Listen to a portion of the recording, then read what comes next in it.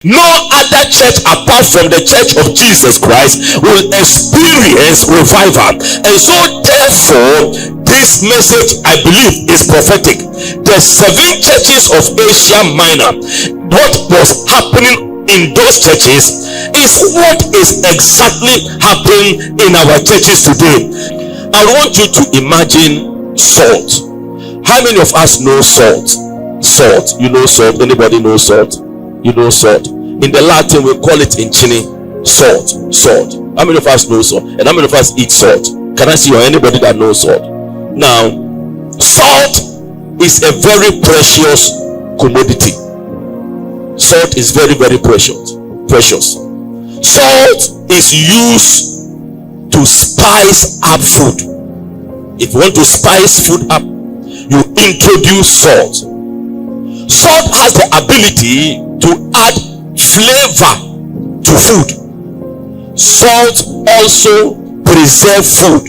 And as a matter of fact, salt can be used for healing. If you have any sore, you can wash it with salt. Salt is also used for cleansing. And salt is a necessity in our food. Now, I did science. I did a little bit of science. As a matter of fact, you know, this thing called salt is made of 2 ingredients. Na, salt is equal to what? Na plus what? Cl. So it takes 2 ingredients to produce salt. It takes sodium and it takes what? Chloride. When you put these 2 together, the end product will be what? Will be salt. But it will surprise you to note that if you eat one of the ingredients, it will be detrimental to your health. You can't eat sodium alone, and you can't eat what? Chloride alone. In order for the 2 to be palatable and healthy, in order for you to be healthy, you need to combine the 2, the sodium and what? The chloride. So you can't just eat one of them. Now, the problem of the church in Ephesus was kind of like the salt. As a matter of fact, there are 2 things that make Christian life worth living. 2 things. The first one is truth, and the second one is love. The first one is truth, and the second one is what? Love. Now, without these 2 truths, the Christian life will not be complete. And if you have one alone and you don't have the other, it will not make your Christian life what? Complete. Now, the church in Ephesus,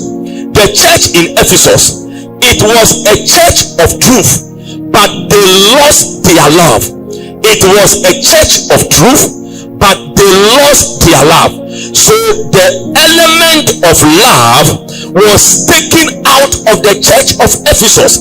That was one of the problems of the church of Ephesus. So ladies and gentlemen, the Bible teaches us that we must walk in love and we must walk in truth.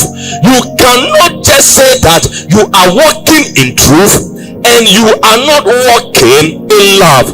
So John on the island of Patmos received a revelation from God about the church of Ephesus, and the revelation was that these people indeed they walk in the truth. These people know the truth. As a matter of fact, they have even exposed false apostles. However,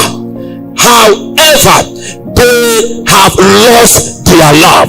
And one of the things that we can see in our churches today is that many Christians have lost their love for the things of God. Many pastors have lost their love for the things of God. Many workers in the church don't have love for the things of God anymore. And so this morning, let's look at the problem of the church of Ephesus. It is the problem of the church today. They have lost their love.